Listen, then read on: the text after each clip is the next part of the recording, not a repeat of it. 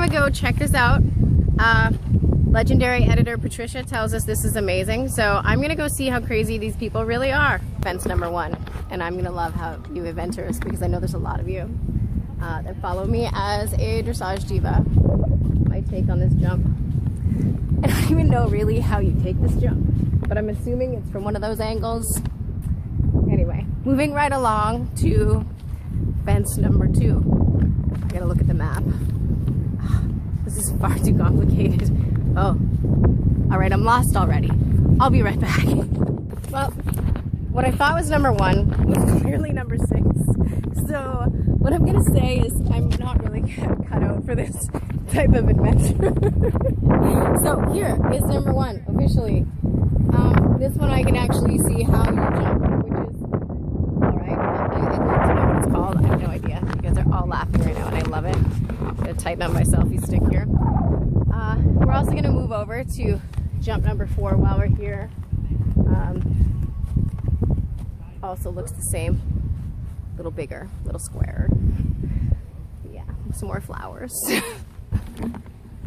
we are. I think this is jump number 2. Yep, it's the table.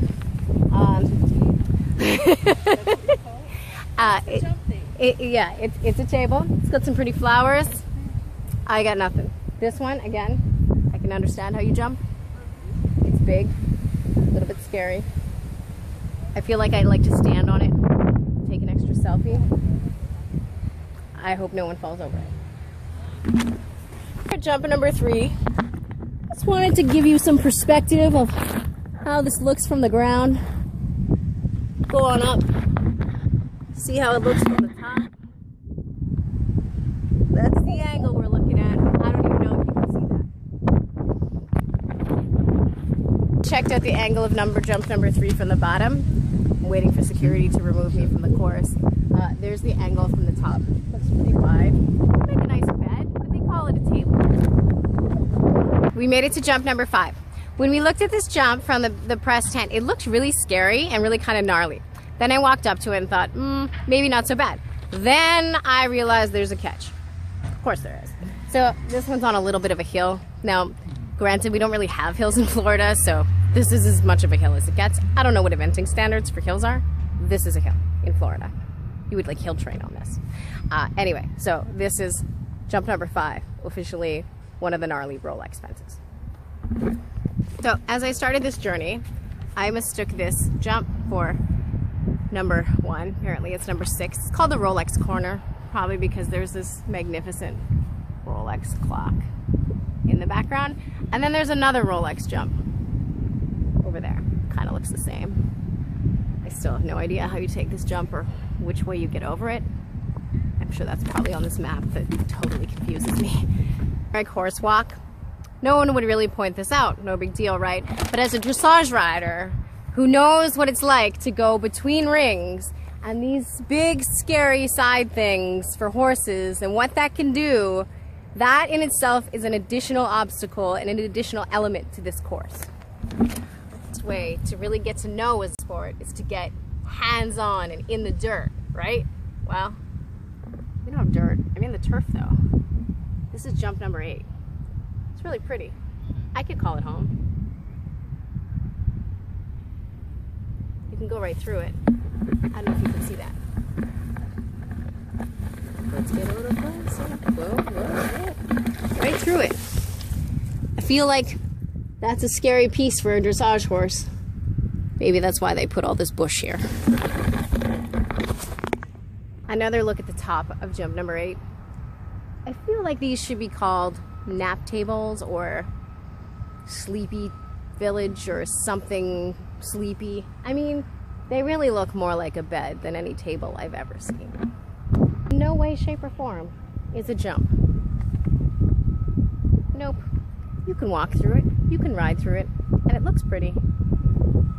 That's what a Dressage Diva likes.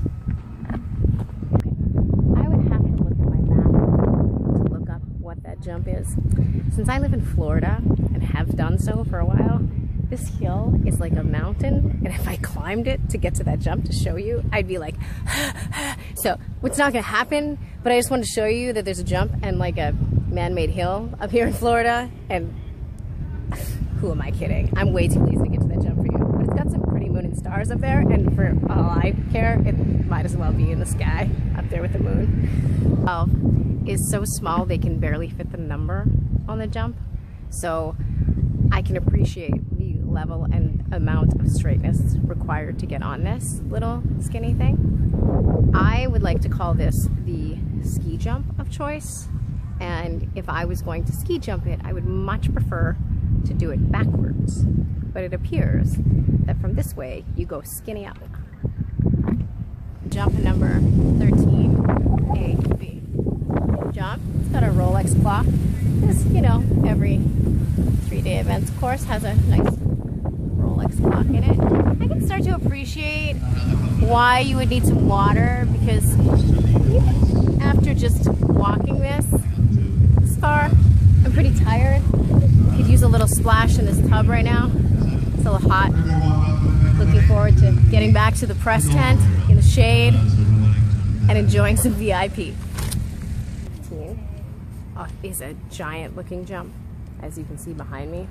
And it kind of looks like, again, it's sneaky. It looks like it has options, but what I'm learning is that there isn't an option. And then the challenge here is the angle to which you have to get to 16, which we're going to see next. These two sporty looking ladies also walking the course explained to me that the red is on the right. I know, pretty simple. Dressage Diva doesn't get it. So apparently when you take a jump like this, there's two options. Who knew? It still doesn't make any sense to me which one you would take, but it's good to know you have options. Anyway, this is jump number 16. We're getting closer to the end. Jump number 17. And I don't really know which direction you take it, but as I take a look around, I feel like there's, you know, I had to actually check to see which way might be the front. I'm assuming because there's a number, that's the front. But then I was a little confused because the front door is actually over here. So 18. Now, it appears to be an in and out, I think, is what they call these. And it's really pretty. But in dressage horse land, this would be a death trap. What would happen is we would take 18A.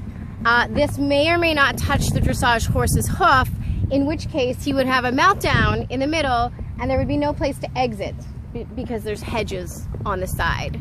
So this would be a great place to put a, you know, one of those cameras that they have from like videos of haunted houses to see like the trauma cam for a dressage horse. This would be a good jump to put it on.